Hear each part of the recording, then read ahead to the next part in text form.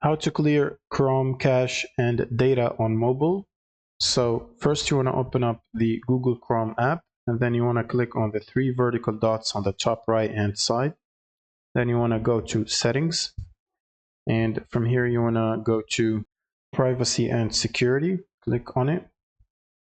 Then you want to click on delete browsing data, and from here you want to select cached images and files, then cookies and site data. And if you want to, you can select browsing history, and then you want to choose the period or the time range and set it to all time, and then simply click on the delete data button at the bottom.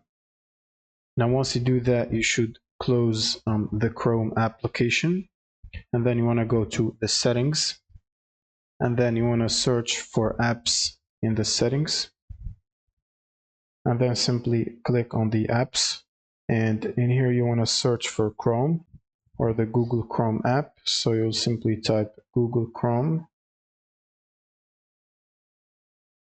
or Chrome like this, and then click on it and scroll all the way down, and at the bottom you should see buttons to clear data.